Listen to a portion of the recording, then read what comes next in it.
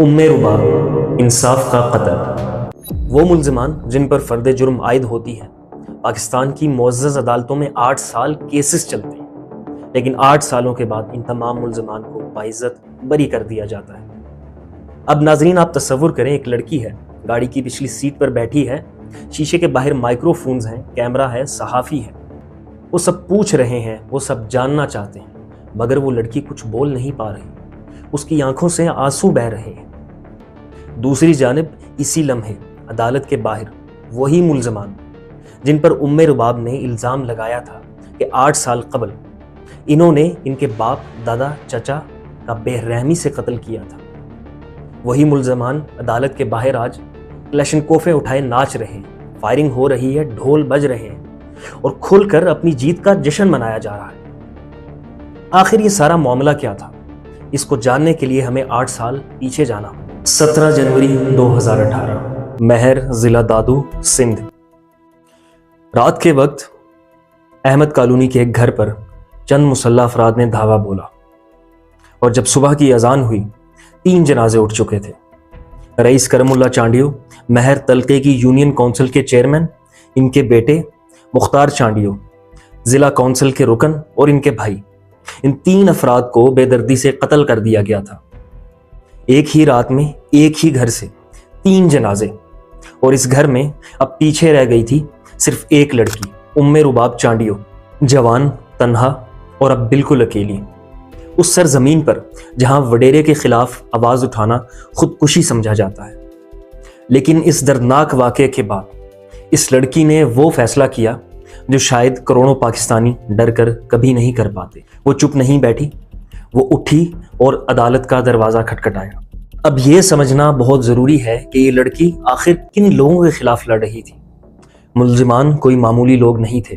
سردار احمد چانڈیو اور ان کے بھائی برہان خان چانڈیو دونوں پاکستان پیپلز پارٹی کے صوبائی اراکین اسمبلی تھے۔ برہان خان چانڈیو وزیر اعلیٰ سندھ مراد علی شاہ کے قریبی ساتھی تھے، یعنی کہ یہ وہ لوگ تھے جو اسمبلی میں بیٹھتے تھے اور قانون بناتے تھے، اور ان پر الزام تھا کہ انہوں نے ایک خاندان کو مٹی میں ملا دیا ہے۔ اور اس کے بعد رباب نے خود قانون کی تعلیم حاصل کی، وکیل بنی اور اپنا مقدمہ خود اپنے ہاتھ میں لیا، اور وہ ننگے پاؤں عدالت کی راہداریوں میں سالوں چلتی رہی، مگر نظام نے اسے توڑنے کی پوری کوشش کی اور بڑے ہی منظم انداز سے کی۔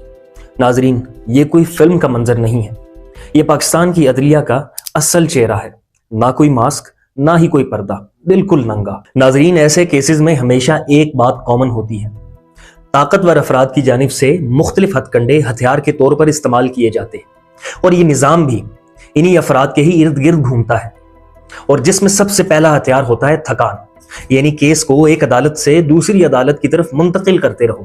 اور یہاں رباب کے ساتھ بھی ایسا ہی کچھ ہوا۔ نوشہر و فیروز سے سکھر، سکھر سے میرپور ماتھیلو، اور پھر میرپور ماتھیلو سے دادو، سال پر سال، تاریخ پر تاریخ، یہاں تک کہ ایک عام آدمی خود کو اس نظام کے آگے سرنڈر کر دے اور ٹوٹ کر خود ہی اپنا کیس چھوڑنے پر مجبور ہو جائے۔ دوسرا ہتھیار خوف کا ہے۔ 2020 میں سندھ پولیس نے تحقیقات کے بعد دونوں MPA بھائیوں کو ناکافی شواہد کی بنیاد پر کلین چٹ دے دی۔ کوئی گواہ آنے کو تیار نہ تھا، کیونکہ سب جانتے تھے ان سرداروں کے خلاف بیان دینا اپنی موت کو دعوت دینا ہے۔ اور رباب نے خود میڈیا کو بتایا، میرے خاندان کو آج بھی دھمکیاں ملتی ہیں۔ ناظرین، اس کے بعد رباب نے سپریم کورٹ کا دروازہ کھٹکھٹایا۔ اس وقت کے چیف جسٹس گلزار احمد صاحب نے اس پر نوٹس بھی لیا، اور 2021 میں ایک ایسا لمحہ آیا کہ جب لگا شاید انصاف ملے گا۔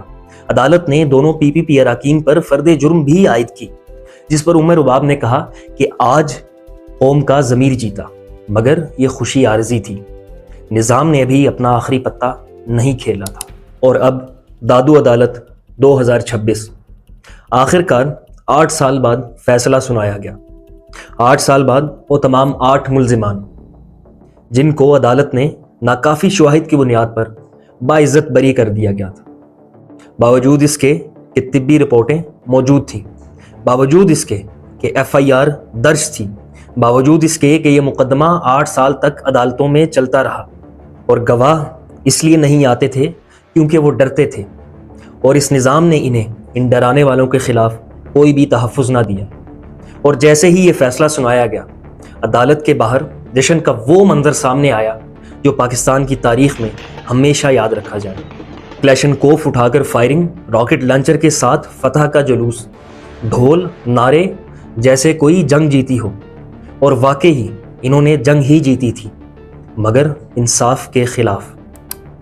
اور ایک لڑکی گاڑی میں بیٹھی، آنکھوں میں 8 سال کی تھکان اور آنسو، آج خالی ہاتھ اپنے گھر لوٹ گئی۔ اور شہیر سیالوی لکھتے ہیں، رباب کے آنسو اور قاتلوں کی مسکراہٹ، کیونکہ بھٹو زندہ ہے اور ایک نظام جو انصاف کے نام پر شرمندہ ہے۔ یہ الفاظ محض ایک فیس بک پوسٹ نہیں، بلکہ یہ اس پورے نظام کا پوسٹ مارٹم ہے۔ ناظرین، کیا آپ نے کبھی سوچا کہ یہ پہلی بار ہوا؟ کیا رباب پہلی ہیں جن کے ساتھ یہ ہوا؟ بالکل بھی نہیں۔ پاکستان کی تاریخ ایسی کہانیوں سے بھری پڑی ہے، بس ہم بھول جاتے ہیں۔ یاد ہے 25 دسمبر 2012 کراچی، 20 سالہ شاہزیب خان ڈیفنس میں اپنی بہن کے ہمراہ شادی سے گھر لوٹ رہا تھا۔ جاگیردار سکندر جاٹوئی کے بیٹے شاہ رخ جاٹوئی نے شاہزیب خان کو صرف اس لیے گولیاں مار کر قتل کر دیا تھا کیونکہ شاہزیب خان نے اپنی بہن کو ہراساں کرنے والوں کے خلاف آواز اٹھائی تھی۔ پورے پاکستان میں آگ لگ گئی، سوشل میڈیا پر طوفان آیا، انسداد دہشت گردی کی عدالت نے پھانسی کی سزا سنائی۔ سب کو لگا کہ اس بار انصاف ملے گا، سب کو لگا کہ اس بار نظام نے کام کیا، مگر پھر وہی ہوا جو ہمیشہ ہوتا ہے۔ اور شاہزیب کے والدین جو مصلحت کے دباؤ میں تھے، قاتل کو معاف کر دیا۔ سندھ ہائی کورٹ نے سزا ختم کی اور ری ٹرائل کا حکم آیا، اور پھر 2022 میں پاکستان سپریم کورٹ نے شاہ رخ جاٹوئی کو باعزت بری کر دیا۔ 1 دہائی ملک گیر احتجاج، پھانسی کی سزا اور نتیجہ 0۔ یہ دونوں کہانیاں کہاں ہوئی؟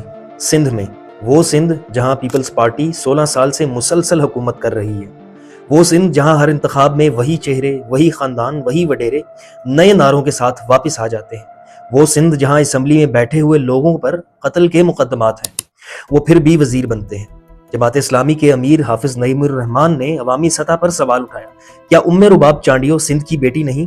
پیپلز پارٹی کے وڈیرے چیئرمین سے جواب مانگتے ہیں، جواب نہیں آیا، کیونکہ جہاں وڈیرا ہی وزیر ہو، قاتل ہی قانون ساز ہو، جہاں پارٹی کی طاقت عدالتی فیصلوں تک پہنچتی ہو، وہاں سوال صرف گونجتے ہیں، جواب نہیں ملتے۔ مگر اس سب کے باوجود ہر جلسے میں، ہر انتخاب میں نعرہ لگتا ہے کہ بھٹو زندہ ہے۔ جی ہاں، بھٹو زندہ ہے، مگر جب سندھ کی بیٹی ننگے پاؤں عدالتی راہداریوں میں تھی تو بھٹو کہاں تھا؟ جب شاہزیب کے قاتل آزاد گھوم رہے تھے تو بھٹو کہاں تھا؟ جب سندھ کے وڈیرے اسمبلی میں بیٹھ کر قانون بنا رہے تھے اور باہر ان پر قتل کے مقدمات تھے تو بھٹو کہاں تھا؟ مگر ناظرین، سچ تو یہ ہے کہ سندھ میں بھٹو کا نعرہ تو زندہ ہے، مگر بھٹو کا انصاف مر چکا ہے۔ سندھ میں بھٹو کی پارٹی تو زندہ ہے، مگر سندھ کی بیٹی کا انصاف مر چکا ہے۔ اور جو نظام ان وڈیروں نے سندھ میں بنایا ہے، وہ نظام بھٹو کے نعرے کی آڑ میں پلتا اور پھلتا پھولتا ہے۔ اس کھوکھلے نظام کے باوجود رباب نے ہار نہیں مانی۔ اس فیصلے کے بعد جب وہ گاڑی میں بیٹھی تھیں، آنکھوں میں آنسو تھے، تب بھی انہوں نے کہا، میرے حوصلے ابھی بھی بلند ہیں، وہ پھر سے سپریم کورٹ جائیں گی، وہ پھر سے ہائی کورٹ جائیں گی۔ ایک اکیلی لڑکی اس پورے نظام کے خلاف اٹھ کر پھر میدان میں آ کھڑی ہے، اور جاتے جاتے رباب نے وہ جملہ کہا جو شاید اس پورے نظام کی سب سے بڑی توہین ہے، سردار تیری دستار پہ لعنت۔